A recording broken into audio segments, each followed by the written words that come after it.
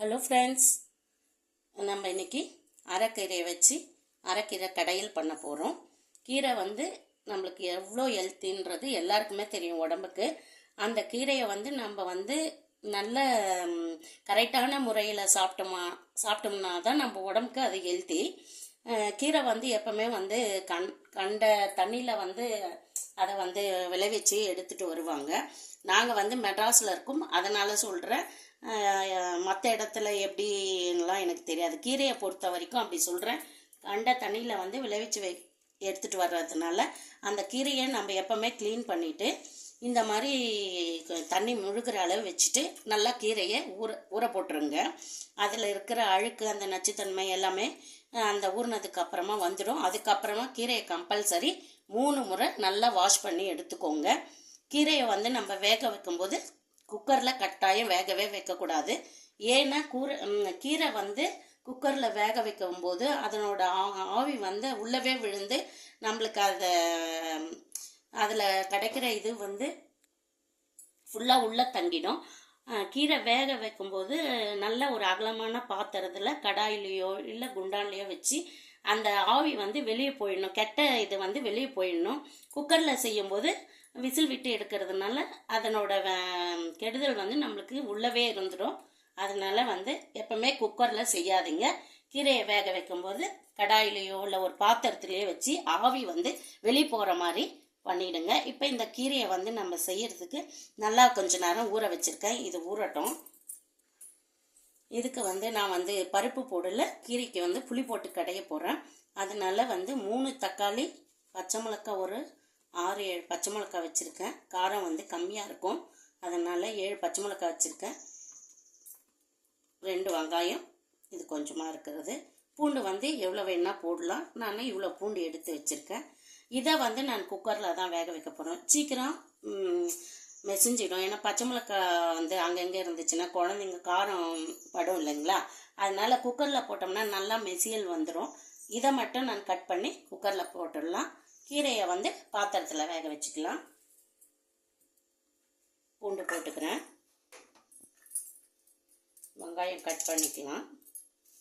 வேக தான் வைக்க போகிறேன். கொஞ்சம் பெருசாகவே கட் பண்ணி போட்டுக்கிறேன். நான் வெங்காயம் பூண்டு கட் பண்ணிட்டேன். பச்சை மிளகாய் 2ஆக கட் பண்ணியிருக்கேன். தக்காளி உள்ளே இருக்கிற தடிமனான பொருளை எடுத்துட்டு இதை கட் பண்ணி வச்சுருக்கேன். தக்காளி போட்டுக்கலாம். மஞ்சத்தூள் 1/2 டீஸ்பூன் போட்டுக்கிறேன். பெருங்காயத்தூள், பெருங்காயம் நிறைய சேர்த்துக்கலாம். ஒரு 1/2 கிளாஸ் தண்ணி ஊற்றிக்கோங்க. 1/2 கிளாஸ் தண்ணி ஊற்றிக்கிறேன். நான் அவங்கவுங்க குக்கர் எவ்வளோ விசில் வச்சா மசியுமோ அதுக்கேற்ற மாதிரி விசில் வச்சு எடுத்துக்கலாம். 5 நான் இந்த குக்கரில் 5 விசில் வச்சா நல்லா அகலாக இப்போ எடுத்து வச்சிடறேன்.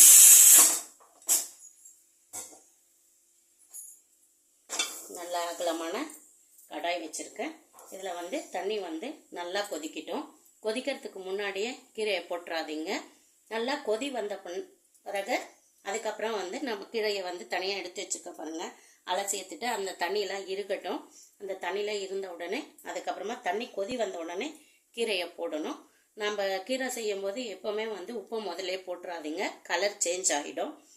எல்லா வேலையும் முடிச்சுட்டு நம்ம தாளிக்க போகிறப்போ உப்பை சேர்த்துக்கினா நமக்கு கலர் அப்படியே இருக்கும்.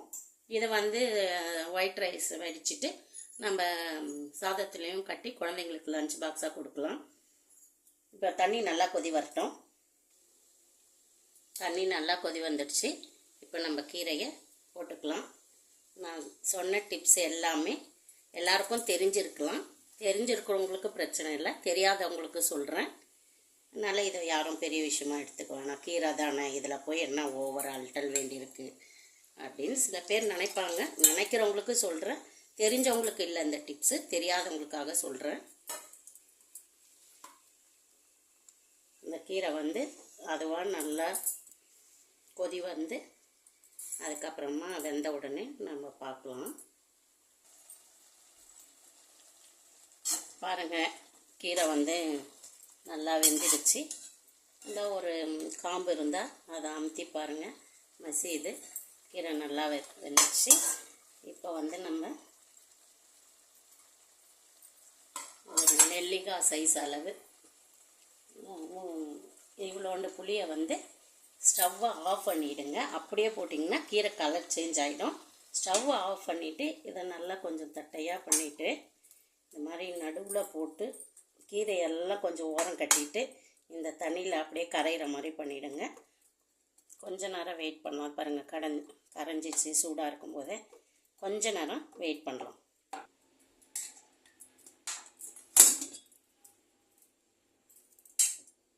இப்போ இதில் அப்படியே பண்ணாமல் கொஞ்சம் இந்த தண்ணியை ஃபில்டர் பண்ணி எடுத்துக்கலாம்.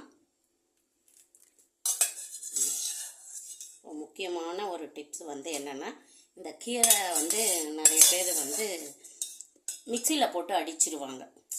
மிக்சியில் போட்டு அடிக்கும்போது நம்மளுக்கு டேஸ்ட்டு போகிறதோட அந்த இது வந்து முழுக்குன்னு ஒரு மாதிரி ஆகிடும். டேஸ்ட்டே நல்லா இருக்காது. கீரை செஞ்சதுக்கே வந்து பிரயோஜனம் இல்லாமல் போயிடும். அந்த மாதிரி பண்ணாமல் கல்ச்சட்டியில் அழகாக ஒரு மத்தை வச்சு கடைஞ்சிங்கன்னா கீரையினோட டேஸ்ட்டு வந்து அப்படியே நம்மளுக்கு இருக்கும். சுவையும் அதிகமாகவே இருக்கும். இப்போ நம்ம இதை வந்து கொஞ்சம் நான் மெசிச்சுக்கிறேன். சில வீடியோக்காக நின்றுட்டே பண்ணுறேன். நான் கொஞ்சம் பண்ணிவிட்டு அப்புறம் நான் உட்காந்து நல்லா கடைஞ்சிட்டு உங்களுக்கு காமிக்கிறேன். இதை வந்து கொஞ்சம் மெசிச்சு விட்ட பிறகு நம்ம கீரையும் வந்து கொஞ்சம் வந்து அந்த பாருங்கள், புளி வந்து நல்லா கரைஞ்சிச்சு பாருங்கள். கலரும் வந்து அப்படியே இருக்குது. இப்போ அந்த கீரையை மட்டும் போட்டு நம்ம நல்லா கடைஞ்சி எடுத்துகிட்டு வரலாம். எடுத்து முடித்தோடனே காமிக்கணும். இந்த தண்ணி வந்து வேஸ்ட் பண்ண வேணாம், அப்படியே இருக்கட்டும். திட்டமாக தாளிக்கும் போது யூஸ் பண்ணிக்கலாம். இந்த கீரையை வந்து எப்படி மசிச்சிருக்கேன் பாருங்கள். கலர் பாருங்கள் எப்படி இருக்குன்ட்டுன்னு.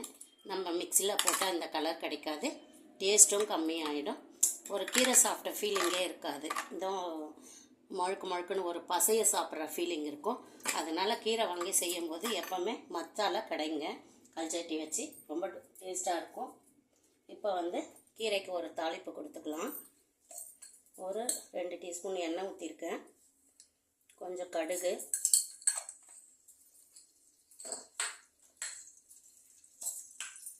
கொஞ்சம் உளுந்து,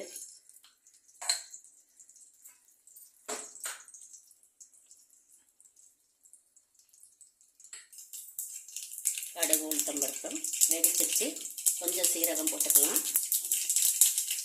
காஞ்ச மிளகாய் 1 போடுறேன். நான் டேஸ்ட் பண்ணி பார்த்தேன், பச்சை மிளகாய் காரம் இருக்குது. அதனால் வந்து ஒரே ஒரு காஞ்ச மிளகாய் போடுறேன். கொஞ்சம் வடவும் போடுறேன். கீரைக்கு வடவும் போட்டு தாளிக்கும் போது டேஸ்ட் ரொம்ப நல்லாயிருக்கும். இன்னும் கொஞ்சம் கூடுதல் சுவையை கொடுக்கும்.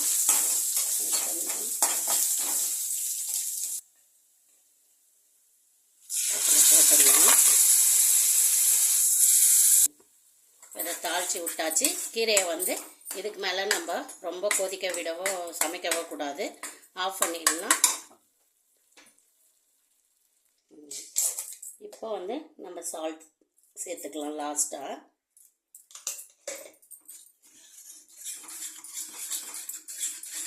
அரைக்கீரை மசியல் ரெடி ஆயாச்சு.